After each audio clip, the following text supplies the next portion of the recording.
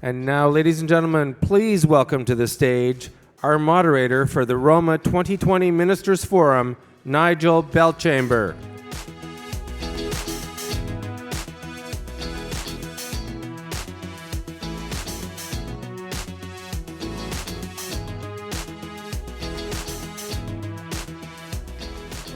Hello. I'm good. Good Thanks speech. for being here, my friend. Okay. Thank you very much, and welcome to the 2020 Roma Ministers Forum. There are a few seats over here, particularly for those of you standing in front of the doors. Those are now available where the ministers were, so don't be shy. Take a seat. In fact, if you have an empty seat beside you, put up your hand so people who are standing at the back and the side can see that there are some seats available. So I encourage you to do that, just from a comfort point of view and a safety point of view as well. So thank you. My name is Nigel Belchamber. As mentioned, I'm your moderator for today. Before we start, just a few basic rules. Some of you are well aware of them, having attended sessions like this many times before. Questions that you pose must be of general municipal interest. I stress that. Not specific to your municipality, but of general municipal interest. If you think hard enough, you can probably turn a local question into a general question, but don't be surprised if you do ask a general question and I rule you out of order. There have been hundreds of delegations to deal with just those local questions. When you pose your question, for those of you that are new, it must be a single question and not a two-part question or a three-part question, and there are no supplementaries. And why? Because we'll have many more questions, I suspect, than we will have time to deal with them. When you pose your question, please indicate your name, your position with your municipality, and the minister to whom you're posing your question. That way it allows the people running the cameras to get a sense of where they should be focusing as well, and it also allows the minister to get his or her thoughts together on the answer. You should be able to phrase your question in 30, maybe 45 seconds, and that, from experience, has given people an opportunity to put a brief preamble in front of their question in order to give it a little bit of context. If it sounds like you're getting into making a speech, again, don't be surprised if I interrupt and ask you to put your question. There's many more questions, I suspect, than we have time in this hour. And the final rule is always, if I've missed a rule, I reserve the right to add new rules as required. Okay? Anyway, I'm going to introduce the ministers and the associate ministers from my left, and please hold your applause until such time as everybody has been introduced. On my far left, Pramit Sarkaria, who's the Associate Minister of Small Business and Red Tape Reduction within the Ministry of Economic Development, Job Creation, and Trade. Besides him is Bill Walker, Associate Minister of Energy with the Ministry of Energy, Northern Development, and Mines. Next is Lisa Thompson, Minister of Government and Consumer Services. Beside her is Monty McNaughton, Minister of Labor, Training, and Skills Development. Next is Doug Downey, Attorney General, and beside him is Sylvia Jones, Solicitor General, pardon me. Victor Fedeli, who is Minister of Economic Development, Job Creation, and Trade. Next is Greg Rickford, Minister of Energy, Northern Development, and Mines, and who is also Minister of Indigenous Affairs. John Yakubuski, Minister of Natural Resources and Forestry. I got it right this year, didn't I, Minister Yakubuski? Jeff Urich, Minister of Environment, Conservation, and Parks. And on my immediate left, Caroline Mulroney, Minister of Transportation and Minister of Francophone Affairs. On my immediate right, Minister Steve Clark, who's Minister of Municipal Affairs and Housing. Next to him, Laurie Scott, Minister of Infrastructure. Next is, Christine Elliott, who is Deputy Premier and Minister of Health. And beside her is Rod Phillips, Minister of Finance. Next is Ernie Hardeman, Minister of Agriculture, Food and Rural Affairs. Stephen Lecce, who's the Minister of Education, is on his right. And finally, last but not least, Todd Smith, who is the Minister of Children and Community Services. When I say last and not least, that's on this side of the page. Next is Raymond Cho, Minister of Seniors and Accessibility. Beside him is Ross Romano, Minister of Colleges and Universities. To his right is Peter Bethlin-Falvey, who is the Minister of Treasury Board Secretariat. Then Michael Tabolo, who is the Associate Minister of Mental Health and Addictions within the Ministry of Health. And finally, if I've got this right, is Jill Dunlop, on the far right, Associate Minister of Children and Women's Issues within the Ministry of Children, Community, and Social Services. So we're going to begin with the microphones. Thank you.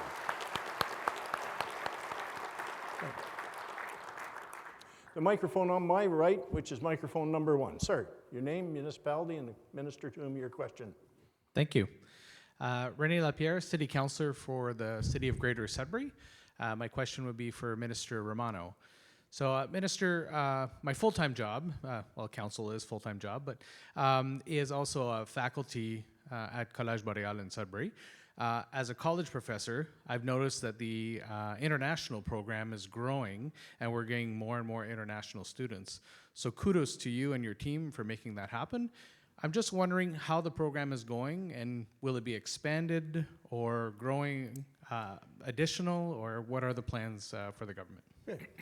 Thank you. Minister Romano.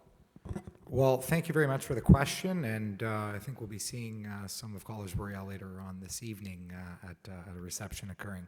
So thank you very much for the question. And the International Student Policy, the Public College-Private Partnerships Policy, was released earlier in the year, something that we were very proud of. What we've seen thus far with respect to the policy has been a great response from both of our public colleges, private providers. I think everybody sees the benefits, the ability of growing rural and northern communities through our colleges. The benefits that we've seen through these partnerships are allowing our educational facilities really to focus on trying to find ways to grow their international students on their local campuses. That in part will allow greater growth at the private partnerships, which will generate greater income, which will then be invested dollar for dollar back into the local campus. This is great news for the local campuses. It allows our local college campuses to grow, to be able to have more investments in equipment as well as in infrastructure facilities on the local campuses. As well, I think it's excellent for diversity of our local communities.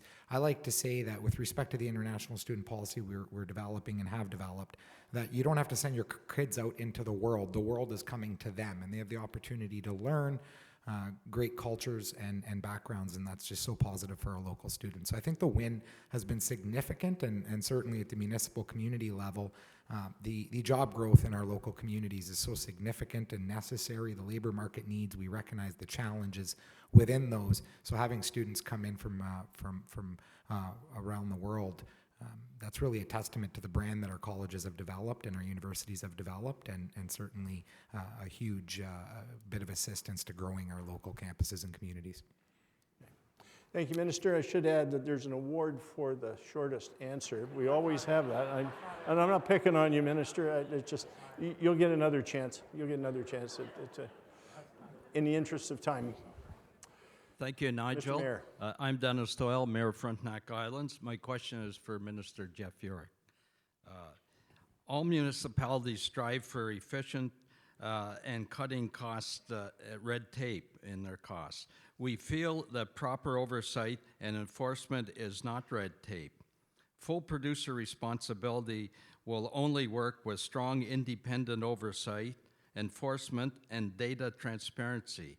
Producers must be held accountable to meet our objectives of reducing waste sent to landfills and less litter in our parks and waterways.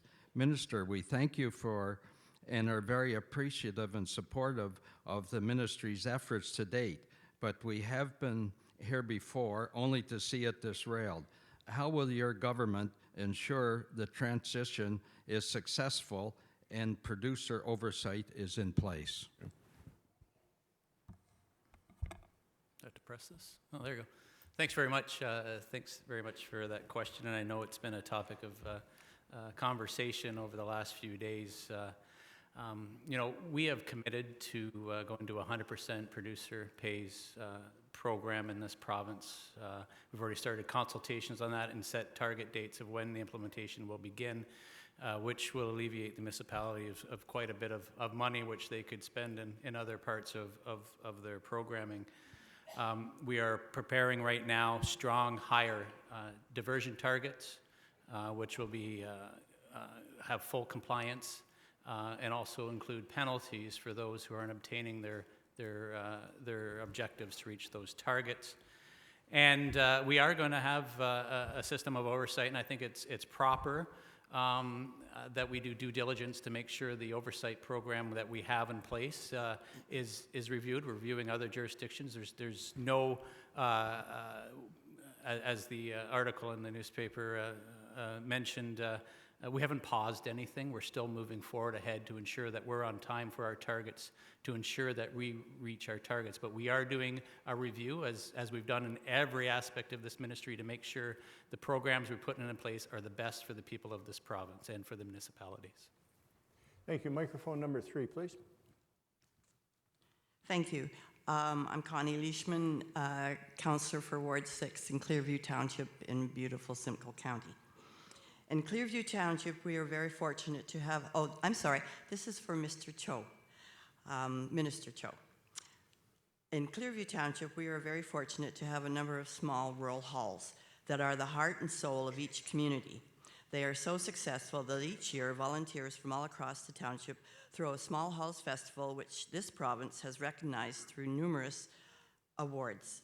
My question is, will this government step up to the plate and assist small rural municipalities like Clearview to meet the accessibility standards also established by the province so that all residents and visitors to Clearview can be included in all small hall festivals? To Clearview and other rural municipalities for Yes. rural halls. Okay, Minister Cho. Accessibility in small halls in places like Simcoe.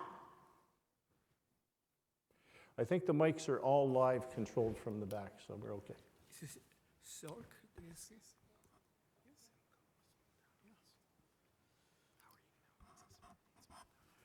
Well, thank you so much for raising that important question. Yes, our government providing best service possible for senior is top priority. And it's true that there were big cities, they have more services, but in the rural areas, seniors get less service, that's a fact. And I had a consultation meeting this morning with 4 different municipalities, and the issue is social isolation and transportation. And before I came here, I spoke to the Minister of Transportation, Caroline Maroney, and she's well aware. And now, at the present time, we have an excellent program for seniors. It's called the Senior Active Living Centers. It's over 300 across the province, and our government make investment $14 million annually. But unfortunately, that's reality. Small communities, many of them, they don't have senior active living centers. But we do have other programs called senior community grants. And that grants, total amount is $3 million. And this year, 261 projects. The local nonprofit organization could apply, and the 261 local organizations are getting. And through the program, they provide all different programs so that we help seniors not to get into social isolation, who are already in social isolation. We try to bring the seniors into that program. And our government is trying our best. Now, last summer, we did the government-wide senior strategy, and I attended many consultation meetings myself, and through online, we got over 8,000 response, and the majority of the people who responded, 80%, they want to stay home and stay in their own community. So that's the goal our government is trying to do. And if your township didn't get the senior community grants, you could apply that. The lowest amount is $1,000. It goes up to $25,000. Another program we have is age-friendly communities, so that the older adults could have a more independent living. So you could, yes, you could do that, and our ministry have tools, and we could work with the local communities. And for more information, you could visit our website or contact our ministry directly. Thank you for the question. Thank you, Minister. Microphone number 1, please. Yes, my name is Sally Martin, and I'm the mayor of Central Elgin and a councillor in the county of Elgin. And my question is for the Honourable Christine Elliott. Many in our rural municipalities, we have many social clubs and service clubs and churches, etc., that are not on municipal water. They're on their own wells, and they are required to test the water on a regular basis, depending on the risk. And keep a zero E. coli, zero coliform, which I'm totally in favor of. The problem is, a few years ago, the province changed it so that they have to now use private testing labs. There's one in the 100-mile radius of where we live, and you have no choice then who you take it to. You have to deliver it to them. And it costs, and they've gone from $50 a test to $65 last year to $75 this year, so it's a 50% increase in 2 years. For small volunteer groups, this is a real burden to keep things going. I'd like the province to look at not businesses, but just registered charities or community groups that have public water. If we could get it tested through the local health units and the provincial labs, it would be great. So I'd like to know if you would look at that. Minister. Thank you very much for the question, Sally, and I think that is really important. Of course, consumer protection is absolutely the most important consideration here. But of course, we're taking a look at reducing red tape, reducing expenses where it's possible. We did do so for nonprofits and charitable kitchen organizations, for example. We're certainly more than willing to take a look at the testing facilities here. We want to make sure that the consumers are protected, but if there's another way to do things to reduce the cost and reduce the time involved, of course, we're happy to look at it. Thank you. Microphone number 2. Thank you very much, Nigel. My question is for the Minister of Natural Resources, Minister Yakabuski.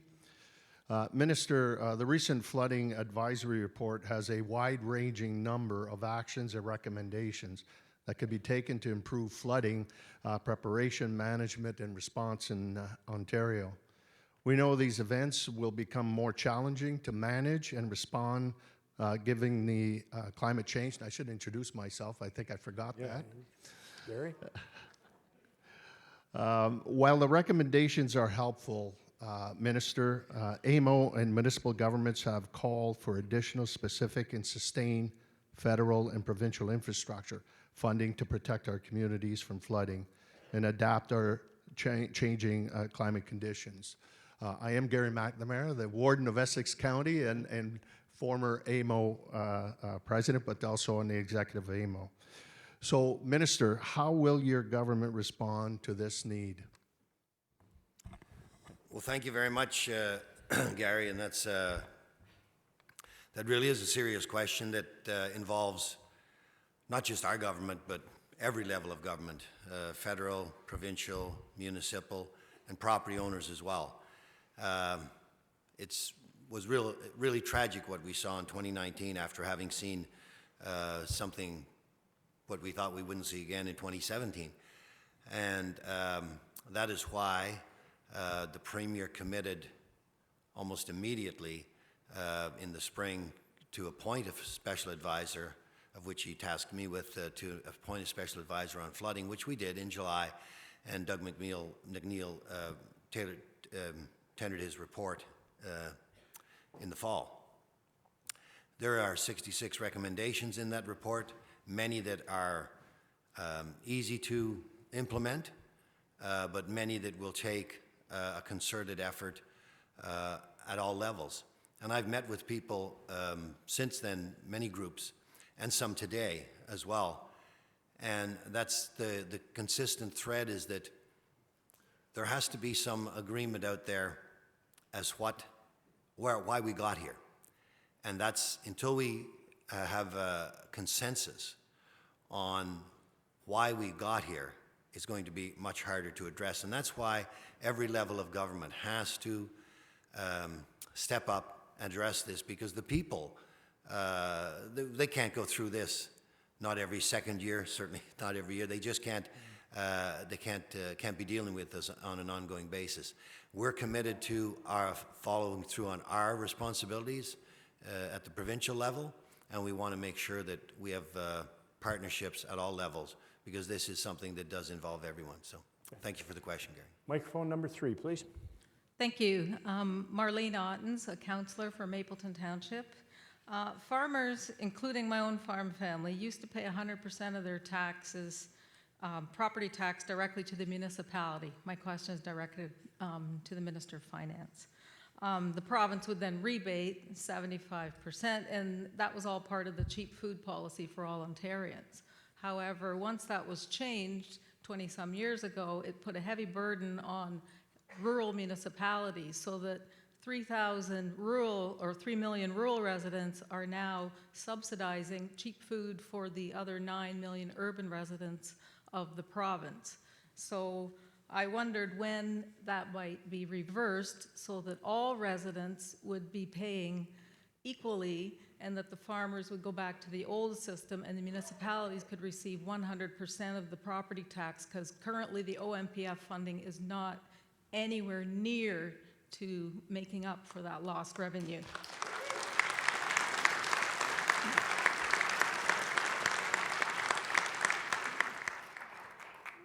Marley, thanks for the question. Two things today that I think hopefully could be found to be helpful. You mentioned the Municipal Partnership Fund. One of the things, in addition to announcing the level for next year, which as was pointed out, is part of our commitment to try to make sure, as the Premier talked about this morning, that we're giving you some stability and understanding in terms of where we are going, so that you can make your plans. But we've also committed to reviewing, and we've begun the work already with AMO to look at the fund to make sure that it is appropriately dealing with small, rural, and northern municipalities, and looking at some of the issues, the amount of farmland, the use of households, for example. So that review is something that we committed to undertake, and that is already underway, and would partially address what you're talking about. Something else that I announced today was that we are going to, for the first time since 2002, be doing a comprehensive review of municipal property tax and the property tax system in general. So as you will all know, and we saw in the presentation before, $22 million raised by municipalities, about $22 billion, $7 billion that is raised for education. It has been since 2002 when that was actually looked at on a comprehensive basis. So we have also signaled that we'd be doing that. That work is also underway, working through the MOU table at AMO. So those are the two vehicles for input into that conversation. And obviously I don't want to presuppose what the answers might be, but again, with the Partnership Fund, the objective is to make sure that small, rural, and northern municipalities are receiving the money in a way that makes sense to them. And I know I've had delegations that have talked about the issues you talked about. And overall in the property tax system, we want to make sure that 20 odd years on, we're doing it the right way. Thank you. Microphone number 1, please. Thank you. Jackie Rumbouts, Mayor of the beautiful Township of Warwick and Councillor for the County of Lambton. My question is for the Minister of Agriculture, Food and Rural Affairs. Mr. Hardeman, first I would like to thank you for your ministry for introducing Bill 156, the Security for Trespass and Protecting Farm Safety Act. Yes.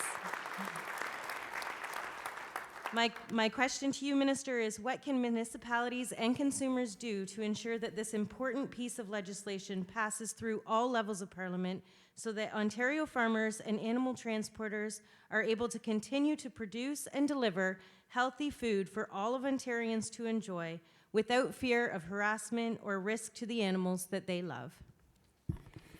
Thank you. Thank you very much for the question. Obviously, it's a really difficult one, but I do want to thank, first of all, the Township of Warwick for introducing the resolution that came from your municipality and then was supported by over 60 municipalities in the province, suggesting that we needed an act like this.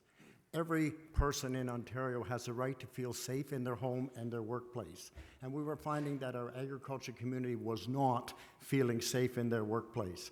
And so we knew we needed something, but you can't get something like this passed without the support of the people who you're doing it for. And obviously, we've received a lot of support, 60 municipalities. We've also received 4,070 letters of support from the people of Ontario for this type of legislation to make sure that everybody feels safe in their workplace. The other thing I want to say that in the process, we wanted to make sure that we didn't take anyone else's rights away, which is the freedom to demonstrate, the freedom to get your message out any way you want. But that does not include going on private property and putting our food supply, our animals, and the safety of our community at risk. So thank you very much for everybody that is supporting the legislation. Your question is, what can we do to make sure it passes? Two things. Convince everybody on this stage that they should vote for it when it comes up for voting. And secondly, to make sure that we collectively let the people of Ontario know that this is the right thing to do. Thank you, Minister. Microphone number 2, please. Thank you, Nigel. I'm Jennifer Murphy. I'm the mayor of Bonashir Valley Township and a county councillor in the beautiful county of Renfrew. So I'm one of Yak's people. Hi, Yak. My question is for Minister Clark. Minister, municipalities have approximately 200 reporting requirements to the province. During the course of a year, depending on frequency, this could equate to over 400 reports. We were advised that about 93 of these reports were being removed. Our Association of Clerks and Treasurers has not been advised of which of these reports are no longer needed by your government. Can you tell us where we can find a list of these reduced reporting requirements? Yeah, and that's a great question, Your Worship. First of all, I want to say I'm voting in favor of Bill 156. Secondly, as I reported at AMO, we have made some great strides, and I appreciate you recommending the number. As I'm sure you realize as well, we've got a number of ministries that play a role in burden reduction of municipalities. And while my municipality, or while my ministry is leading it, we're going to continue to work with our partners about adding more reports to that number of 93. So your question is very valid. We have not posted a list to our municipal partners, and I'll go back with my ministry and see if we can help AMCTO's request. Okay. Thank you. Microphone number 3, please. I'm Kim Hutchin, councillor with the municipality of Brockton in the county of Bruce. My question is for Minister Elliott. Our local hospital in Walkerton is becoming a major birthing center with over 500 births a year. Surrounding hospitals do not have birthing centers, yet they have the same funding formula. I would like to request additional funds for any rural hospital that has a birthing center to help them meet their budget. Mr. Elliott? Okay, well, thank you for the question. I can report that we did hear from a number of people, including some of the people here on the stage with us and some of my colleagues, that the funding formula for small to medium-sized hospitals was not equitable. It was putting many hospitals in a consistent default position, that they weren't able to meet their budget, that there were some areas that had specific responsibilities, such as birthing centers and others. That is why we did make the commitment to increase by $68 million the funding for small to medium-sized hospitals this past year, which we will hope to continue in the years going forward, but we do need to fix that funding formula to take into account what's happening at hospitals across Ontario. I know that I'm going to hear about it from many of my colleagues, as well as from many of you. It is a very important issue. I know that the $68 million that was advanced this past year has not been enough for some hospitals to come into a situation where they can come to balance. So there is more work that we need to do, but it's a situation that is very much top of mind for us at the ministry and something that we're working very hard to rectify, but we would appreciate hearing from all of you with respect to the specific parts of the formula that you would like to see changed. Thank you. Microphone number 1, please. My name is Paul McQueen, Mayor of Grey Highlands, home of Chapman's Ice Cream. Everybody likes ice cream. Along with being the warden of the County of Grey, along with being AMO board member. This question is for Minister Romano. Bruce Grey, Simcoe counties are facing a critical shortage of registered nurses, more than 4,500 over the next 9 years. I'm sure similar to other communities in Ontario. We know that where a nursing student does their training is where they will practice. We can't afford to lose those professionals to the big cities. Georgian College has proposed a model to offer the full 4-year Bachelor of Nursing program in Central Ontario at no additional cost to the province. Will your ministry work with the colleges, the Nurse Association, and our communities to make this program a reality and keep our nurses in our communities? That question was right on the edge, Mr. Minister Romano, but if you'd care to try it in the context of the province. Well, thank you very much for the question, Paul. I think you must have been chatting with Minister Walker. I've been hearing a lot about this issue from numerous members and colleges. When I first started off in this role back in June, I met with all of our college and university presidents, and this was a concern that was raised by virtually every one of our colleges. We have a number of different dynamics, if you will, with respect to collaborative nursing, and certainly there are a number of institutions where the first 2 years are offered at the local college, the latter 2 years are offered at a university. We've been meeting. I've met with Minister Smith at Loyalist College, Minister Walker at and Minister Downey at Georgian, and certainly Minister Clark at St. Lawrence, and the list goes on and on. I think that there is definitely a conversation to be had surrounding this subject matter. This is something that we continue to consult, work within the sector, work with our colleges or universities, healthcare providers. We're hearing of a major need in rural Ontario and certainly in parts of northern Ontario and certain parts of the region where there is concern about the number of nurses, both the number of clinical placements, and I certainly think that our colleges are more than well equipped to offer an education, a professional education in nursing, and so we continue to consult and continue to have conversations about the matter, and I would say to all of those waiting, stay tuned, and there will be more to come. Okay. Thank you. Thank you. Microphone number 2, please. Thank you very much, Nigel, and good afternoon. I'm Michael Donahue. I am mayor in Admaston Bromley Township, home of the largest retirement home for leprechauns and widely known for the best St. Patrick's celebration in the realm. On top of that, I am also a county councillor for the county of Renfrew, and just recently we started a discussion of our budgets. So we in Renfrew County have been spared. We're looking at about a 4% insurance increase, where neighboring municipality is looking at approximately 75%. To the Attorney General, in October, AMO made a submission to you, which renewed the municipal arguments to address growing municipal liability and insurance costs. Over 100 councils have made submissions. On this stage, last year, Premier Ford committed to finding solutions. Can you outline your ministry's plan and next steps? Yes, thank you for the question. And Minister Clark, you win the bet. It came up in the first half hour. Great. I met with delegations this morning as well. So thank you for the submissions. We got some great submissions. We found some things that we weren't actually looking for that are very helpful as well. So the liability piece, the insurance piece, comes into 3 buckets at the moment. So we hear about building liability, we hear about personal injury liability, and then we hear about liability that isn't really joint and several. That's the piece that triggered this conversation. what we didn't know that we would find, but we happily found, are some best practices from different municipalities. People are doing it differently all across the province. So one next step, after this conference, I'll sit down with Minister Clark and we'll engage again on this.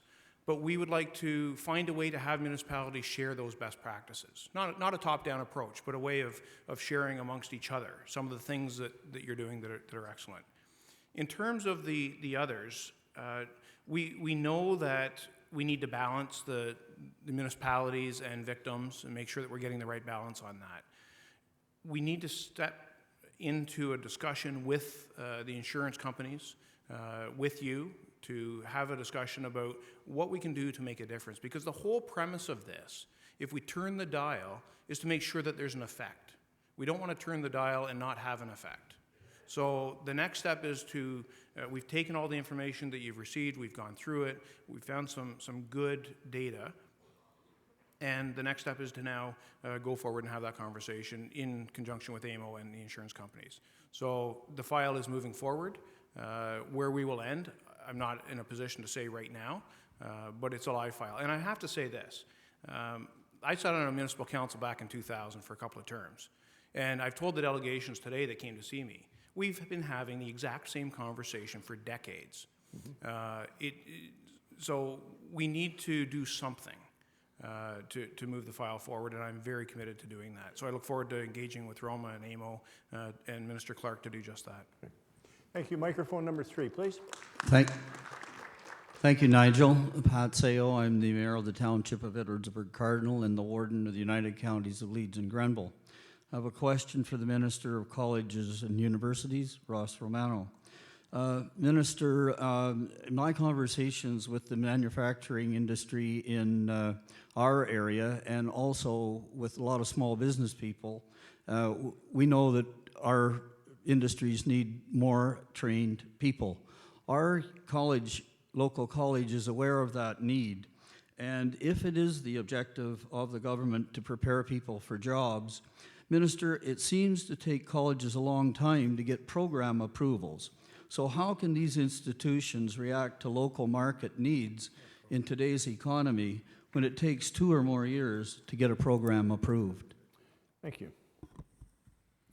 Well, thank you very much for the question, and you may have heard of some legislation we passed, or sorry, not legislation, but changes we made to the program approval process. I referenced earlier meeting with all 45 college and university presidents last June, and in the course of those meetings, one of the reoccurring themes I heard from almost every single president was that it took sometimes in excess of 2 to 3 years to obtain a program approval, and that's just not good enough. For us in government, when we ask our colleges, our universities to be nimble, to make sure we're addressing labor market needs, to make sure our students have the best opportunities for the jobs of the future, and to ensure that we're training them for the jobs of the future, quite problematic when a university or college is coming up with a program and it takes in excess of 2 years to approve the program approval process. So we made some significant changes where we've reduced that now, and we're seeing program approvals be returned in as little as 3 months, as much as 5 months. We're committed to ensuring that it's done in less than 6.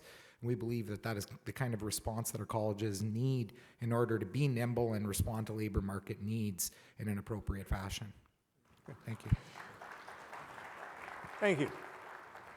Microphone number 1, before you pose your question, I just want to point out that the rate we're going, we're not going to get to everybody who's currently standing unless both the questions and to some degree the answers tighten up. And I've also got another prize for the shortest question, so.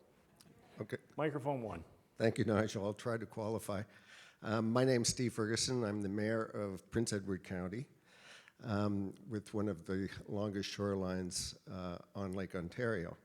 Mayors and wardens from communities along Lake Ontario and the St. Lawrence Seaway, all of the elected leaders from Port Hope to Cornwall, have called on the provincial and federal governments to provide support and financial assistance for those affected by rising water levels. Water levels are significantly higher than historical averages. In fact, lake levels recently rose 2 inches in 1 week. Flooding is not just a potential this spring, it's something we are coming to expect will be inevitable. My question is to, I suppose, either Minister Yakabuski or Minister Clark. What practical, specific steps is the provincial government taking to help municipalities, residents, and businesses who are likely to be impacted by flooding yet again in the spring of 2020? So is this Minister Yakubuski or Minister Ure? I think we'll take it. Keep it consistent. Thank you very much for the questions. It's Steve? Correct. So, you know, the Premier wrote the Prime Minister asking for Ontario to have a seat on the IJC. We recognize how important our role is, not just in my ministry, but in our entire, across ministries in government. And I mean, I don't have specifics because there's still ongoing conversations, but we need to really be focused together. There's still so much talk out there about who's to blame and who's not to blame and what's wrong and this was your fault and that was their fault and that's not affecting water levels. It's prolonging the conversation between other levels of government that really have to focus on actually starting to sit down, agree that we've got a problem. I don't think there's any dispute about we got a problem, but they have to agree what the problem is so that we can begin to attack it in a logical and collaborative way. And that's something that we've asked for. I wrote letters to the federal, my federal counterpart and the minister, my counterpart in the province of Quebec, looking for cooperation on our investigations as well. So these are things that we're all affected by it, and it doesn't matter whether, you know, up your way or down Lake Erie, through the Ottawa Valley. My riding was as affected by flooding as any. But we've got to look at this from at a holistic way from the point of view of governments to make sure that we are doing, each one of us individually, but all of us collectively, what best serve the people of, in our case, Ontario, but everyone that's involved. Thank you for the question. Microphone number 2, please. Thanks, Nigel. Nicole Fortier-Levesque, maire de Moonbeam. Mayor of Moonbeam. My question will both be in French and English. I'm also a member of FONOM and board member of FONOM and AFMO. Votre gouvernement, ma question est dirigée vers le ministre Greg Rickford. My question is directed to Minister Greg Rickford. Votre gouvernement s'est engagé à fournir le gaz naturel là où ce n'est pas disponible. Le premier ministre a confirmé ce matin qu'il livrera d'ici peu. Alors, quand est-ce que vous prévoyez livrer ce service et qui sera éligible? Your government said it would invest to provide natural gas in communities where it is not available. Premier Doug Ford said this morning it will come up soon. When is your government planning to deliver this service and who will be eligible? Thank you. Thank you, and first of all, I want to thank my ministerial staff and my constituency staff and my cabinet colleagues for filling in for me today for a very difficult weekend for our family, so thank you to all. I can appreciate the question. I'm going to turn it over to my associate minister, Minister Walker, very shortly. We've rolled out Phase 1, and Minister Walker can comment more on the prospects of Phase 2. All I'll say from a distinctly northern perspective is that we have had challenges, and we're working very closely with the companies to break down some of the business case barriers that we see in some of the more northern and especially remote communities out in northwestern Ontario. I'll turn it over to Bill for a brief response. Down the far left. Thank you very much, Minister, and thank you very much for the question. So yes, Phase 1 is rolling right along. 4 of the projects are already approved and in process. Some are done already. The rest will be approved very shortly. Phase 2 is opening up. It's going to be $130 million, following exactly the way we did Phase 1. What we really want to see is a report. Will be finalized by the OEB, the Ontario Energy Board, by August 31st. So the submissions will come from you through to your gas company in your area, through to the OEB. We'll look at those. What we're really looking at is, of course, the most number of people we can serve in any project. We want your council support or Band First Nations support. We want the construction to start between 2021 and 2023 so that, again, there's immediate impact. and we want to make sure that each proponent has the ability to lower the cost for those people. We're looking at the economics, so there's quite a criteria that we'll look at. It'll then come to the minister and I to review those and approve, and we'll do that as quickly as we can. Thank you. Microphone number 3, please. Chris Peabody, Mayor of Brockton, Councillor County of Bruce. I think my question would be either for Minister Clark or Minister Urick. I'd like to compliment the entire cabinet on their hard work in cutting red tape, especially with Bill 108. It's legislation that we can certainly use up in Walkerton to promote growth. I do have a concern, though, about the regulations for the conservation authorities. I know there was proposed changes to rein them in, and I have had a number of concerns from many of my constituents about the continued mandate creep of conservation authorities. So I was wondering when we could expect the regulations to be implemented so that I can use them as mayor to rein them in. Minister? Yeah, thanks very much for that question. So after my letter was sent out at AMO last year, we've engaged the conservation authorities. We've met with each and every one of them in the ministry office through the months of November and parts of December. And currently we are working towards having a joint meeting of conservation authorities, municipal leaders, and stakeholders all in one room together. I think it's going to be pretty exciting. I might sell tickets for it. But January 31st will be in Barrie, followed by February 7th in Peterborough and February 14th in London. My staff will probably give me a lecture after this. You're all invited. You choose which one you'd like to attend, but after that process we'll go through the consultation, so hopefully we will be making the regulatory changes necessary to ensure that there's an accountability with municipalities and conservation authorities, and also that we understand what is a core or mandated and non-mandated program this spring. Okay, thank you. Microphone number 1, please. Hi, my name is Neil Nicholson. I'm a councillor for the Township of Whitewater Region within Renfrew County. My question is to the Honourable Minister of Economic Development. We commend the Ford government for their support for economic development, for us to attract and retain residents in our villages and hamlets. Access to jobs, transportation, health, and other services is necessary. Despite our efforts, we are losing key services. As an example, Scotiabank, who had nearly $10 billion in profits last year, is now closing their local branch in one of our villages after 100 years of service. This will have a cascading effect in other services and businesses. How can your government help us keep these key services in our rural centers? Well, thank you very much for the question, Neil. The first thing I do want to say is over the course of last year, our government reduced the cost of doing business in Ontario by $5 billion. This year, you'll see the cost will be reduced by closer to $5.4 billion. So what we're doing is providing this type of relief for all businesses across the province. A couple of very quick examples of how that was achieved.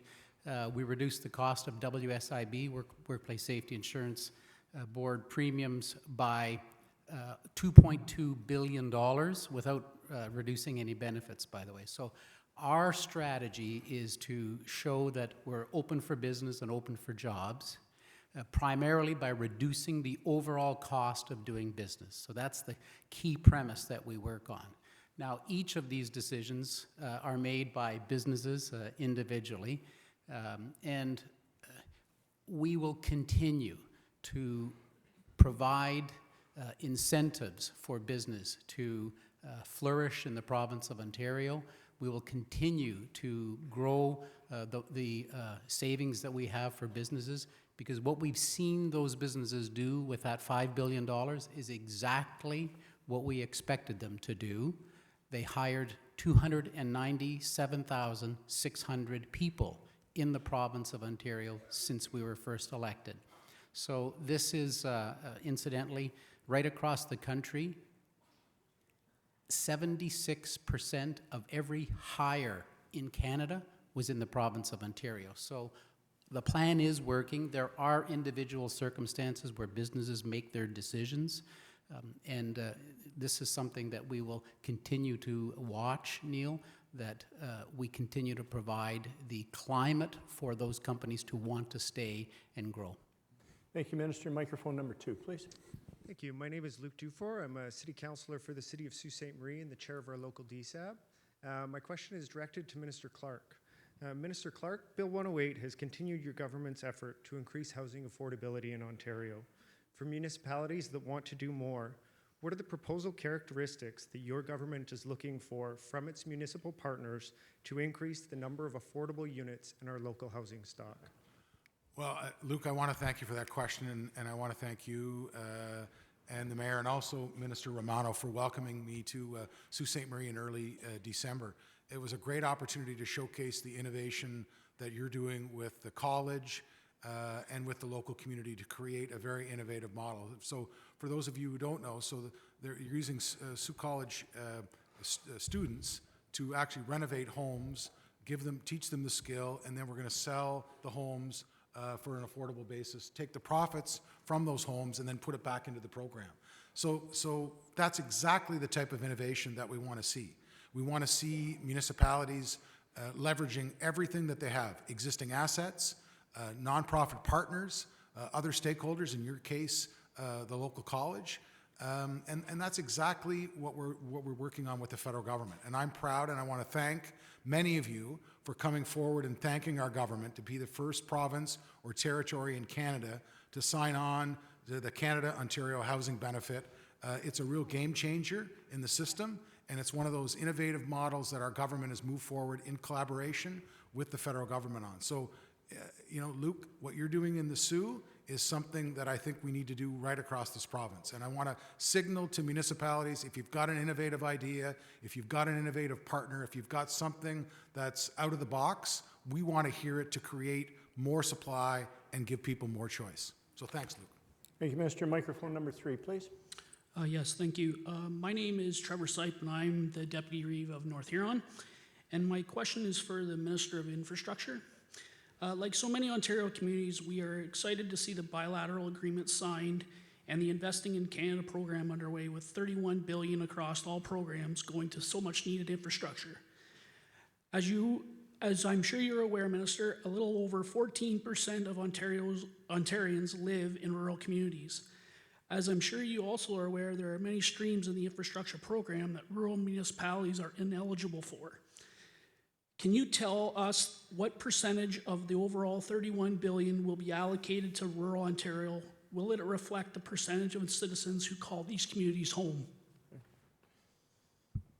Well, I can tell you that the first program we did roll out in ISIP was the Rural and Northern Infrastructure Program for our roads and bridges and air and marine, because we understand that there's a big priority and infrastructure deficit in the rural and northern Ontario. We have all the streams opened for ISIP, as we said we would do. They are all open.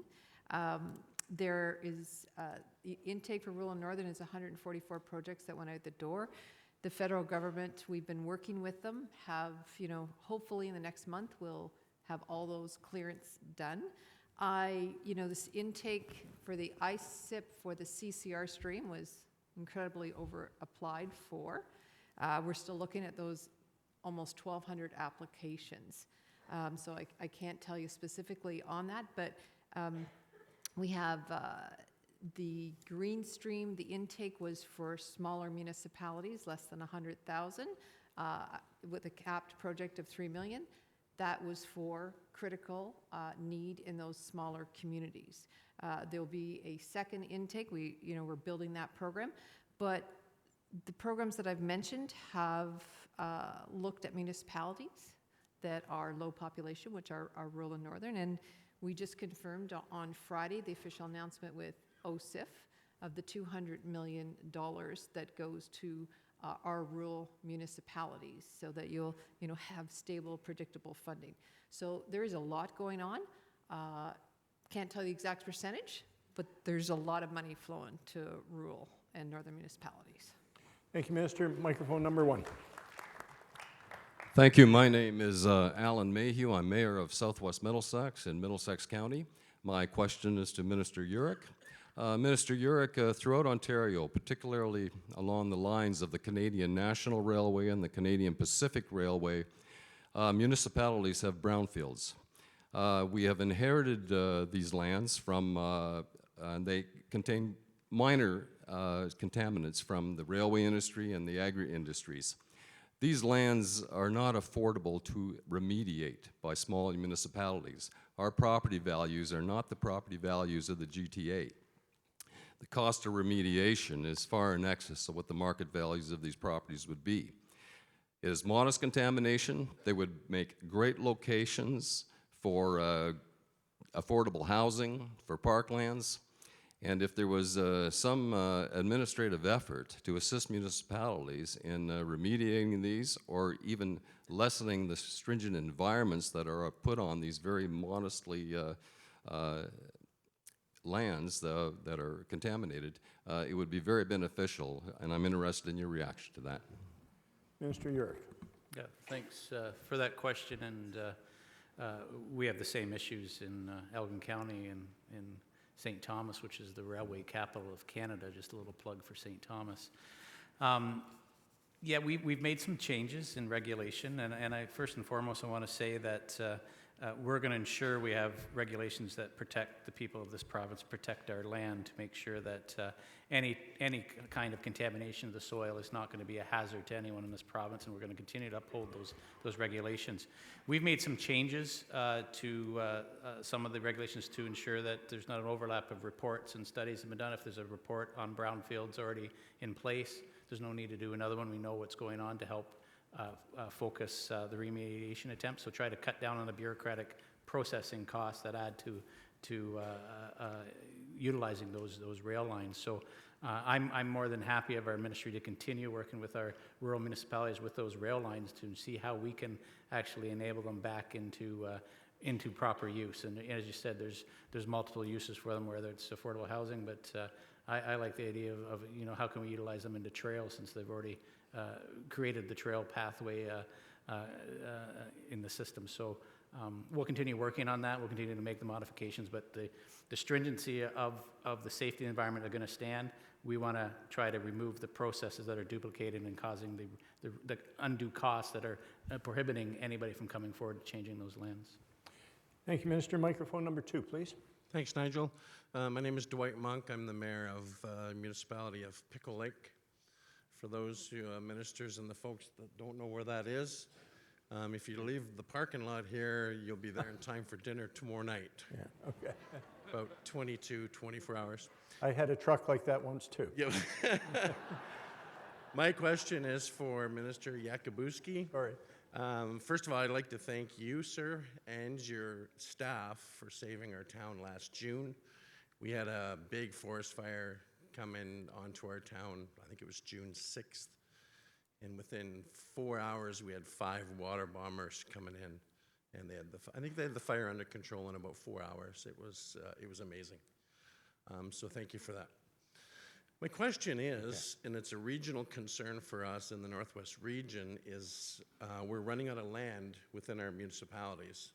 So economic development is sort of at a standstill. However, within our boundaries, we have a lot of crown land. So my question is, are you willing to transfer the land that's within our boundaries to our municipalities, or start paying property tax?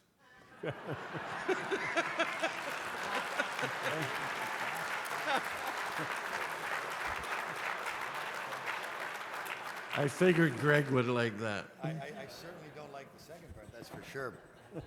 But thank you very much, Dwight. And I want to begin by giving a shout out to our fire crews, which I think are bar none the best in the world. And we have a tremendous system of fire suppression up north, mainly up north. But also we're blessed with an abundance of water that is accessible by our bombers, and so we're thankful for that as well. But we were certainly glad that our folks could deal with the situation at Pickle Lake as quickly as they did. On the property, that's it's not exactly a question that I have the authority alone to answer on that, but I know I hear about it from my colleague to my left all the time. But I do hear about it, and I've heard from delegations here as well. about the challenges in northern communities when it comes to the ability to No, sorry, no. Yeah, well, you were. Look at that. You won. I'll be the second one because the clock's just about done. But every municipality has challenges with regards to building assessment, because that's really essentially, for the most part, the only way that you pay the bills is through property taxes. So through myself, our other ministries, through Minister Clark, all of us, and Ministry of Finance, we're always more than open to discussing ways that we can help our municipalities improve their fiscal situation without having the province pay property taxes. Okay. But thank you very much, and enjoy the rest of the conference. Microphone number 3, please. Thank you. My name is Doreen O'Sullivan, and I'm a councillor in the municipality of North Grenville in the United Counties of Leeds-Grenville. I'm also a registered nurse in an academic family health team. My comments and question are for the Minister, Christine Elliott. I want to thank you for your opening remarks this morning, emphasizing the importance of disease prevention and health promotion, and also acknowledging the overcrowding in emergency departments and the issues with offloading patients and tying up ambulances. So a serious issue that I have acknowledged and seen. So my comment is that registered nurses working to full scope of practice will improve access for patients. It'll improve quality of care, patient safety, it'll improve efficacy, it will save money. I suggest that a staffing mix should include a registered nurse in all primary care departments, whether they're full-time or part-time, depending on the patient load, etc. And can you get to your question, Yes. please? My question is, what steps has your government taken, or will they take, to work with the OMA, the RNAO, and the College of Nurses to ensure that RNs work to full scope of practice in all rural and northern communities? Minister Elliott. Thank you very much for your question, Doreen. It takes in a number of different areas, but I would say, first of all, that we are listening to many groups that come forward with expansion of scope of practice to make sure that they can practice to the highest level within their health profession. That's for registered nurses, practical nurses, personal support workers, pharmacists, and others. We hear about that on a regular basis. So we are constantly reviewing this information and bringing it forward. We usually bring several together at one time. We had some changes to scope of practice quite recently for registered practical nurses. We're looking at some issues for registered nurses as well. We also do believe that it's necessary to have a health human resources policy that looks at a number of different areas in long-term care homes, in hospitals, and of course in home care. My colleague, Minister Fullerton, the Minister of Long-Term Care, and I are working together on that because it is a very important issue. We want to make sure that we do have the right people in the right places, and of course the examination that was done and the task force report on long-term care made some recommendations that recommended that we take a look at that. We are looking at it because we know that we need to make some changes. We're seeing the strains in the system as it presently is. They're only going to get deeper, those stresses and problems, as time goes on. So we are concentrating our efforts right now on health human resources policy across the entire area, as well as looking where possible to increase scopes of practice to make sure that everybody can practice at the highest level possible, depending on their health discipline that they're involved with. Okay. Thank you. I have to tell you that the monitors turned red several questions ago, and the time is up for today's questions. Ministers have spent more than the allotted hour up here, and you've done a good job in trying to keep your questions short, as they have in terms of their answers. I think the shortest answer went to Associate Minister Walker down there, so I've got the prize for you. And Councillor Luke from Sault Ste. Marie also had the shortest question. So thank you very much, and you have an invitation to extend? Absolutely. First of all, ladies and gentlemen, let's give a big round of applause for Nigel Belchamber for managing the forum.